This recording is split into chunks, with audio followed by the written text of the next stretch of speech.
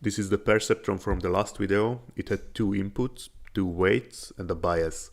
A perceptron like this can define a straight line on a two-dimensional coordinate system because adding these multiplications together can be written this way, and this here is the equation of a line in the coordinate system. Now, there are problems in the world that cannot be solved with a single straight line, and hence a perceptron like this would be useless for them. I mentioned last time that including an extra input can count as adding an extra dimension, so that the perceptron then could be used to define a plane in a 3D space. And you can keep adding as many extra inputs as you want for higher dimensions.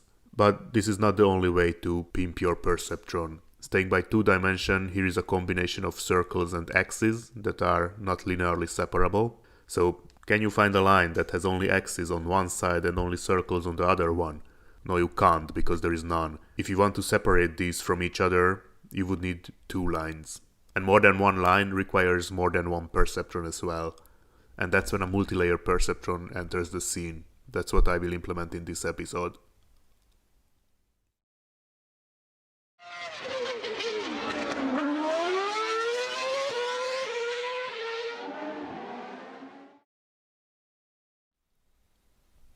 I will start to demonstrate the multilayer perceptrons idea with these 3 specific points and these 2 specific lines. I will use very easy numbers because this is not about calculations, but about to have an impression on how a neural network is operating. So I have here 2 separating lines. Line 1, which crosses the y-axis at 3 and its gradient is 1, and line 2, same gradient and it crosses the origin.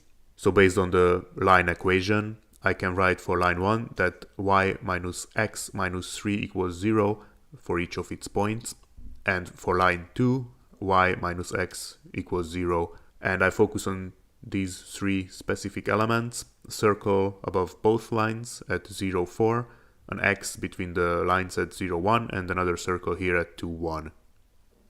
And for starting, I describe each of these 2 lines with a perceptron.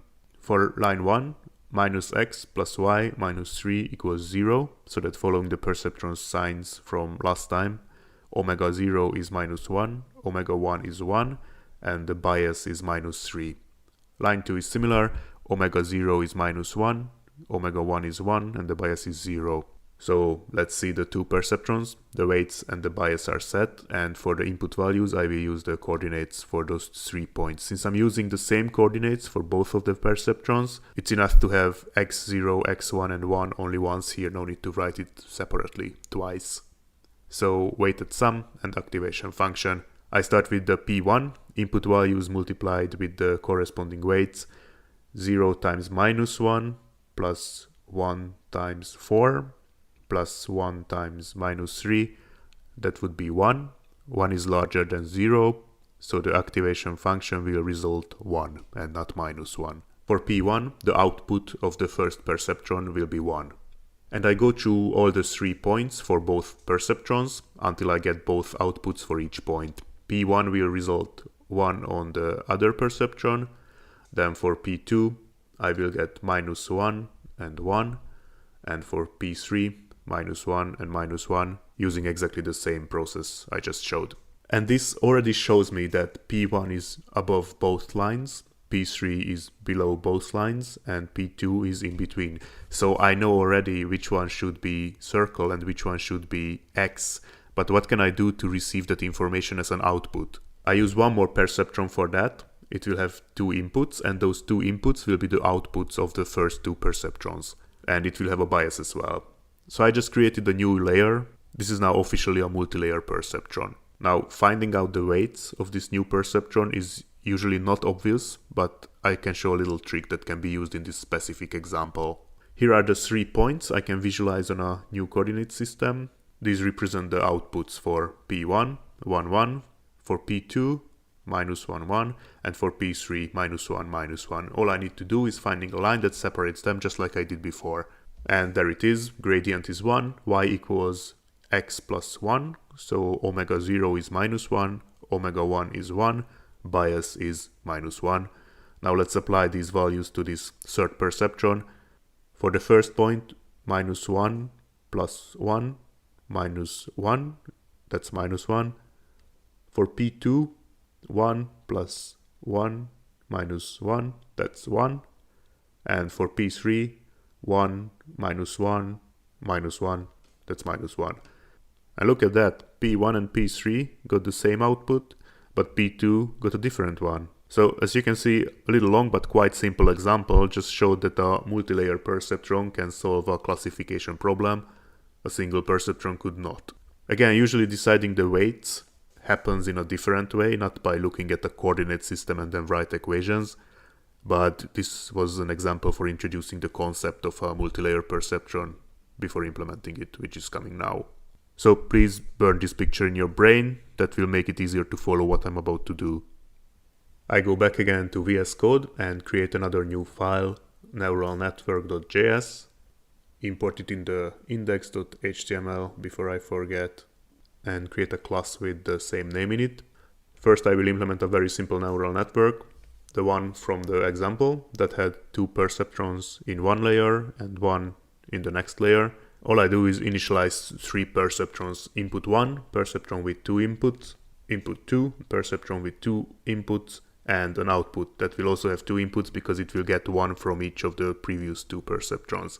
Remember that the weights and the bias are initialized in the perceptron class as a random number between -1 and 1, so I don't have to bother with that. What I do have to figure out though is where these perceptrons receive the input values from. So for those 2 perceptrons I have to make up some values. Let's make an input values array, which has to have 2 elements because that's how I initialized the perceptrons. And let's fill them with 0 and 1. And now let's go through the whole process to get an output. Many of the methods are already implemented in the perceptron class and I just need to call them. A getOutput method sets the 2 perceptrons inputs to 0 and 1. And in the perceptron class I have a setOutput method, although I think I will call it getOutput as well. I quickly rewrite it here just because it makes more sense. So it has now a getOutput method. And the 2 output values will be the output perceptrons to input values. And that's all I needed, it's finished. I console.log out the output of the perceptron on the output layer.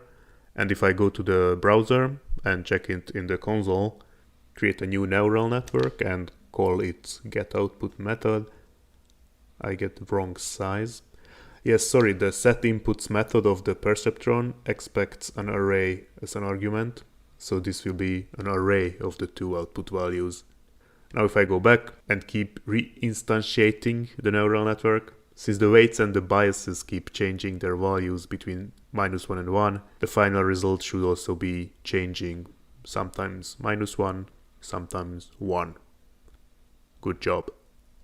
This here is a really specific neural network with the given number of inputs and 1 single output. I want to make it more general so that I can define in the constructor how many input values I want to have, how many perceptrons those values should be sent to, and the number of the output perceptrons, they are also not always 1. I want to be able to change that as well. This is a common way to illustrate a neural network. The input values are on the left side. These values mean the input layer. The perceptrons on the right side produce the output values. Those are on the output layer, and in between, the group of those 4 perceptrons, that's the hidden layer. The connections between these layers are always going from the left to the right, and the connections between the nodes don't form a cycle, which makes this a feedforward neural network, and that's the reason I can handle the members of the input layer as numbers, and that they don't need to be perceptrons. If the direction of these arrows goes backwards, then I would need to use the weighted sum and the activation functions on the input layer as well. For now, they can be handled as single values instead. And another term worth to mention would be that these layers are fully connected. That means that every input from one layer is connected to every unit of the next layer. It's not always like that, but the kind of neural network I'm building will have only fully connected layers. Alright, now that we discussed that, I make the constructor take 3 arguments, and those will be the values of the corresponding layer size properties. As for the values of the input layer, I just set all of them to 1. I can say this.I input values equals this expression here. This creates an array with the length of I and sets each value to 1. It's an ES6 feature in JavaScript. Then I create the array of the hidden layers perceptrons. that is basically simply pushing as many new perceptrons with the size of the input layer's size as the size of the hidden layer is. And for each of those perceptrons, I will collect their outputs in an array called this.hOutput values. This array will be used as the input value array for the output layer's perceptrons. And same story for the output layer. I create an array of new perceptrons with a given size. And since I can have more than one perceptron in the output layer as well, those outputs will be stored in an array too, which I call OUtput values, to remain consistent with the naming. That would be everything I need in the constructor. Let's move on to the method that calculates the output. I would start by renaming it to feedforward. Now that I told what that means, it probably makes more sense. Now what I have here now is correct. All I need to do is generalizing it a bit by iterating through the perceptrons in every layer. Starting with the hidden layer's perceptrons, each of them will get the array of the input values, calculate the output values based on that, and those output values will be pushed into the hOutput values array. That's it. Moving on to the output layer, the perceptrons there will receive the hOutput values array, calculate their outputs using those, and the final values will be pushed into the OUtput values array. And at the end, I just return with the output values. And now I have a feedforward neural network with one hidden layer, fully connected, and I can define the size of each layer.